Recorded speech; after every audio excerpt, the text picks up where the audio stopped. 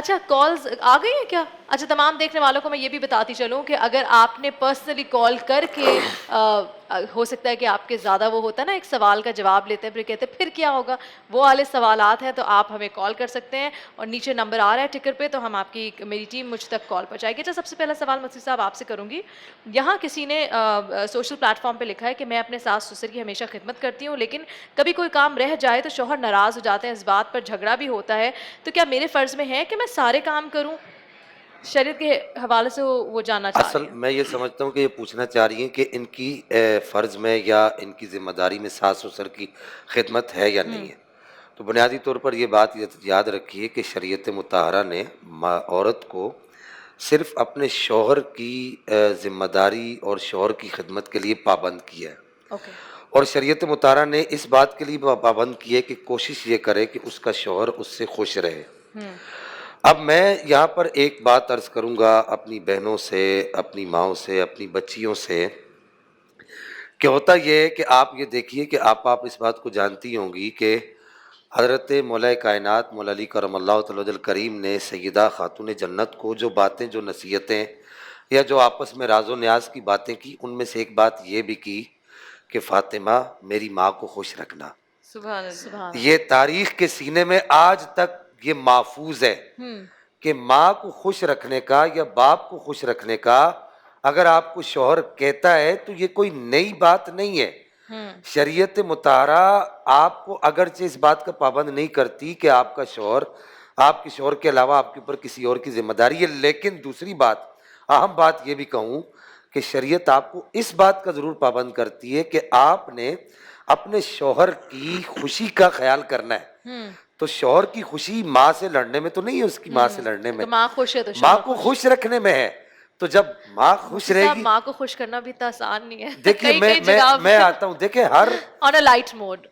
دیکھیے ہر بیٹی کو یہ سمجھنا چاہیے جس کی رخصتی ہو، میں اب ایک اگلے لمحے کی طرف، مرحلے کی بالکل طرف آ رہا ہوں، بالکل جو بچی اپنے سسرال میں جائے تو وہ یہ سمجھے کہ یہ میری ماں ہے، بالکل یہ میرا باپ ہے، بالکل۔ اور وہاں سے اگر کوئی بچی ادھر آتی تو یہ سمجھے کہ یہ میری ماں ہے اور یہ میرا باپ ہے۔ میں سمجھتا ہوں یہ سارے مسئلے معاملات مسائل۔ ختم ہو جائیں اچھا گے۔ سروت آپا کی طرف بڑھتے ہیں کیونکہ سروت آپا خود آپ اس چیز سے گزر چکی ہوں گی، آپ نے گھر میں دیکھا ہوگا، تو یہ بتائیں کہ ہاؤ ڈیفیکلٹ از اٹ، یہ کتنا آسان اس کو ہم بنا سکتے ہیں جو ٹرانزیشن ہے؟ یہ اگر جیسا کہ مفتی صاحب نے فرمایا کہ حضور نبی کریم صلی اللہ علیہ وآلہ وسلم کا پاک گھرانہ جو ہے ہمارے لیے رول ماڈل کی حیثیت رکھتا ہے، تو آقا صلی اللہ علیہ وآلہ وسلم کی پیاری بیٹی جناب فاطمہ زہرا سلام اللہ علیہ جب بیاہ کر اپنے شوہر مولا کائنات شیر خدا حضرت علی مرتضیٰ کے گھر میں آئیں تو جناب فاطمہ زہرا کے بڑے آئیڈیل تعلقات تھے جناب فاطمہ بنت اسد سے، جو کہ ان کی ساس تھیں، اور ان آئیڈیل تعلقات میں اللہ کے رسول صلی اللہ علیہ وآلہ وسلم نے آ کر ان ذمہ داریوں کو تقسیم کیا کہ جو جناب فاطمہ بنت اسد کو سر انجام دینے تھے اور جناب فاطمہ بنت محمد صلی اللہ علیہ وآلہ وسلم کو سر انجام دینے تھے، تو حضور نبی کریم صلی اللہ علیہ وآلہ وسلم نے فرمایا کہ فاطمہ تم گھر کے اندر کے کاموں کو سر انجام دو گی، اور کیونکہ مولا کائنات اسلام کے ایک سپاہی تھے، اسلام کے ایک مجاہد تھے، وہ کئی ہفتوں مہینوں کے لیے جنگوں پر بھی جایا کرتے تھے، جناب فاطمہ بنت اسد مدینے کے تمام کام جو تھی وہ باہر کے کام سر انجام دیا کرتی ہے۔ جناب فاطمہ بنت محمد صلی اللہ علیہ وآلہ وسلم نے اس بات پر خوشی کا اظہار کیا کہ میرے بابا جان صلی اللہ علیہ وآلہ وسلم نے مجھے گھر کے اندر مخصوص فرمایا ہے۔ تو سب سے پہلی بات تو یہ کہ جو اخلاقیات کا ہمیں ایک چیپٹر ہے اس کو کبھی بھی فراموش نہیں کرنا چاہیے۔ بے شک شریعت مطہرہ آپ کے اوپر کسی قسم کی ذمہ داری نہیں ڈالتی ہے، لیکن اخلاقیات کیا کہتی ہیں کہ آپ شوہر کو اکیلا چھوڑ دیں گی دنیا میں، اس کے ماں باپ اس سے راضی نہ رہیں، اس کے گھر والے اس سے راضی نہ رہیں، تو آپ کو میاں اور بیوی کا تعلق بہت قریبی تعلق ہوا کرتا ہے، اور اس میں جب بیوی شوہر کی مددگار ہوتی ہے تو شوہر اپنے ان تمام رشتوں کو اچھے سے چلا سکتا ہے، اور بالکل ویسے ہی جب شوہر مددگار ہوتا ہے تو بیوی اپنے تمام رشتوں کو بالکل اچھے سے ٹھیک، چلا اس کو آگے سکتی ہے۔ بڑھائیں گے، اور آپ حضرت فاطمہ رضی اللہ تعالیٰ عنہ کا آپ نے تذکرہ کیا، کل 3 رمضان المبارک ہے تو اس پہ ڈیٹیل میں انشاءاللہ کل بھی بات کریں گے۔ بڑا ہی سوال ہے ایسا، لیکن چلے میں کر لیتی ہوں، اس کا تو جواب مجھے بھی پتہ ہے لیکن پھر بھی میں کر لیتی ہوں۔ اکثر ملازمین دفتر میں حاضری لگا کر اپنے ذاتی کام پر نکل جاتے ہیں اور چھٹی کے وقت واپس آ کے آؤٹ لگا دیتے ہیں، تو ایسے لوگوں کے بارے میں مفتی صاحب آپ کیا کہنا چاہتے ہیں؟ بسم اللہ الرحمن الرحیم۔ یہ ایک کامن سوال ہے، بہت سارے لوگ پوچھتے ہیں کہ حاضری کے وقت میں آئے اور تھم لگایا یا اپنی حاضری لگائی،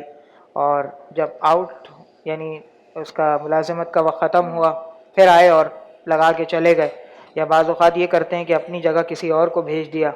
جو اپنا نائب جسے کہتے ہیں. تو اگر کوئی ایسا کرتا ہے تو اس کے لیے جو ملازمت کے مقررہ اوقات ہیں اس میں اس کا حاضر ہونا ضروری ہے. ضروری ہے. اگر وہ حاضر نہیں ہوتا تو اس کے لیے اس کے عوض میں ملنے والی تنخواہ، ملنے والی اجرت یہ لینا جائز نہیں ہے. بالکل بھی جائز نہیں ہے، بالکل ظاہر سی بات ہے کہ یہ چوری ہوئی نا، بالکل چوری وقت ہے، کی خیانت چوری، ہے، محنت کی دھوکہ ہے. چوری. بالکل یہ دھوکہ ہے. ہمارے دھوکہ اصل میں سب سے پہلی بات تو یہ کہ بچوں کو اور خصوصاً یہ والدین کی ذمہ داری ہے کہ وہ اپنی اولاد کو رزق حلال کی عظمت اور اہمیت کے بارے میں بتائیں، کیونکہ جب بڑوں کی جانب سے بچوں کو نہیں بتایا گیا تو اس کی بنا پر ہمیں ایک ایسی سوسائٹی، ایک ایسا معاشرہ پنپتا نظر آ رہا ہے کہ جس میں ہر آدمی یہ چاہتا ہے کہ وہ اپنی ذمہ داری کسی دوسرے کو دے اور خود بیچ سے نکل جائے. اس کو یہ پتہ ہی نہیں کہ وہ رزق حلال کی جو عظمت اور اہمیت ہے اس کو گنوا رہا ہے. بالکل بہت امپورٹنٹ بات کی آپ نے. آپا اس کے ساتھ